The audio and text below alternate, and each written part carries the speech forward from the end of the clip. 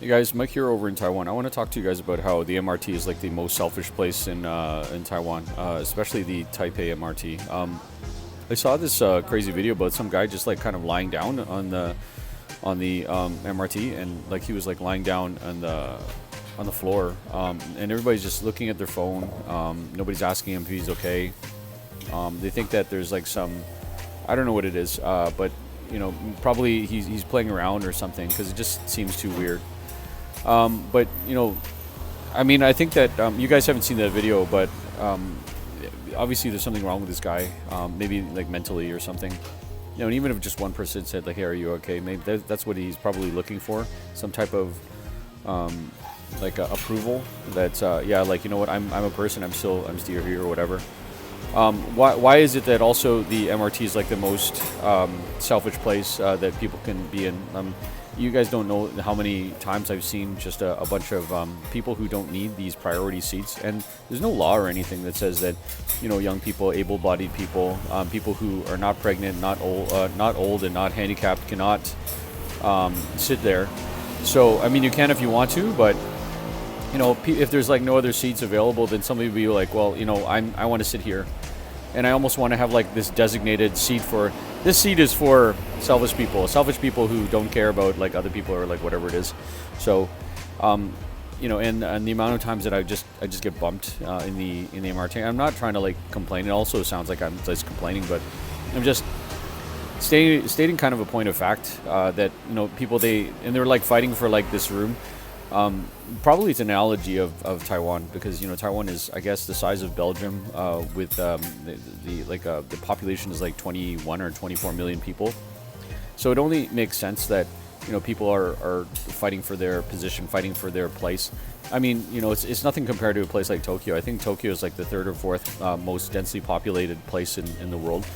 First is like some place in like Bangladesh or something, or Pakistan. The point is that people are fighting for space, and they're fighting for their ego, right?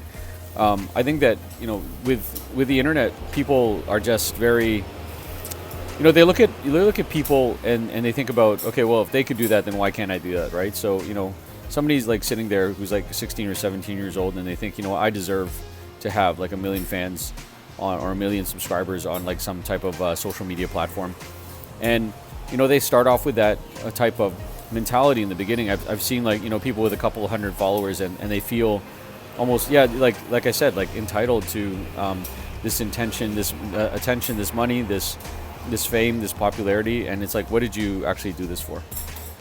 Social media influencer, like it's probably in the next 5 to 10 years they're actually going to call that like a job, but like for now, somebody says that that's what they are. I mean, like, what are you? It's like kind of the whole classic thing of you're famous for nothing, right? And I think this is kind of an ideal position for a lot of people right now, especially like with apathy, selfishness. They just want to say like me, and you're sitting in front of your computer, your phone. You're sitting at home, or you could be live streaming or like whatever it is, and then like they always start off with hi guys, or hey guys, I'm over in the middle of Taipei or like whatever it is. I bet you that there's probably some influencer like out there somewhere, just like seriously, just they have a chair, they have a phone, they have a computer, they have somebody who's standing around the computer that makes sure that nobody like knocks it down or anything. I remember like some kind of weird situation. I was like, I think, yeah, I was going back to the northern part of Taiwan, and I was like talking on my phone. So some dude who had like this kind of weird problem, like kind of shoulder checked me like when I was like walking back, because I guess they felt a little bit inadequate. They felt like, okay, well, why is this guy speaking English on the train or like whatever it is? And I almost wanted like to give them a thing or two. I always wanted them like to give them like a piece of my mind, but I kind of gave up like halfway through. Sometimes I kick myself in the butt about, I should have said this instead, or I should have done this instead, right? But then it is what it is, right? And as long as I didn't, get hurt or like, it was over, then I always have another chance, right? There's this, it kind of reminds me of this animation, Record of Ragnarok. You guys probably don't know this one, but, and I forget the name of the swordsman guy, but so basically what he would do, he would go fight like some master swordsman, somebody who was better than him, and then he would fight, and then he'd say like, okay, I give up, right? And he'd fight, and then I'd give up. So then he went to like some cave and then like practiced in his mind like 1,000 times fighting all of these masters or whatever, and he's like, in my mind, I beat you, right? So it's kind of like that, like in life. You might not necessarily have the best way that you dealt with the situation, but you have time to kind of deal with it. I mean, you don't have to like ruminate. I forget what the word is, but you're sitting somewhere and just like being gloomy and sad about something and be depressed. Like, who cares? Doesn't matter, right? I guess like kind of like obviously because in 2026 if they have like some camera or something, then they would catch that and then put it somewhere forever. But if it's on the internet, then it's out there somewhere forever. At the same time, you are not the sum of your experiences, and as long as that thing is not 100% detrimental to your career and your life, then you always have a chance to go do something and go somewhere, right? It's kind of like you made a couple of mistakes when you're in high school. You made a couple of mistakes when maybe you're in your university, right? I don't know, maybe to pay the bills when you're in university, you had some questionable choices doing dancing, right? Did somebody make a video about it? Okay, great. But then there's probably some place in like Africa or Southeast Asia where they've never heard of that, and they probably will never see you. Go get some plastic surgery, change your name, and then just go live your life.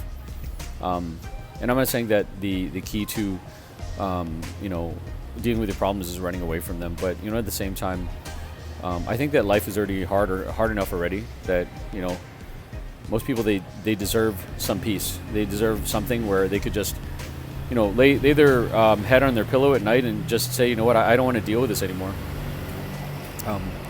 There's probably millions and millions of people that they're gone, and they don't have a chance anymore, and you probably don't even know who they are, what their face looks like, where they're from, how they sound like. The people that are all like from 50 years ago, like we don't even remember that generation, right? And people are so obsessed with what they're doing at that moment and their identity, and nobody cares about it anymore, right? We all forgot. There's kind of this phrase, I don't remember exactly where it's from, but it's like some movie, some show or something. Give people enough time to think about something, or give people enough time between when you did that bad thing and until now, and they'll forget, because they're dealing with their own issues, their own time, their own life, and that's so true. I had somebody send to me this picture of this guy who I was supposed to remember. He's like, do you remember this guy? And I was like, I have no idea who this guy is.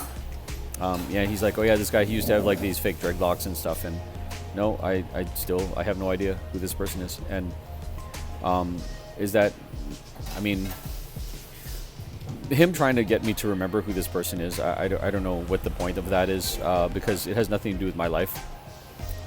Being in Taiwan, I've seen this like over and over again about how people are just so concerned about the things that are in front of them, their own lives, doing stuff like weirdly parking in front of a breakfast shop, being super loud when they're trying to order some food because they're trying to get people to understand what their tones sound like.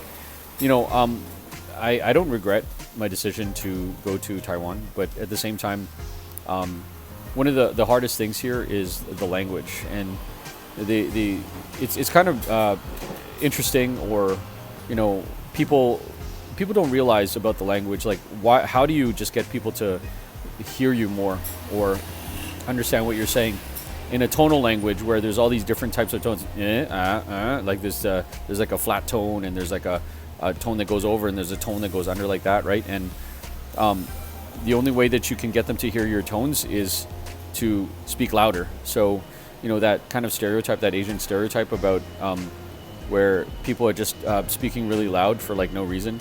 And I mean, the reason is because of their language. The reason is because you didn't hear the tone that they were saying, so you didn't understand the meaning. There's also context. That's probably a topic for another day, but I see this noodle truck in front of me. It makes me want to eat some noodles. Guys, I hope whatever you're doing, wherever you are, enjoy yourselves. Be safe. I saw this video or talked to somebody about how Scotland isn't really safe right now. Taiwan's pretty safe though, so if you want to be safe, come to Taiwan. See you guys later. Bye.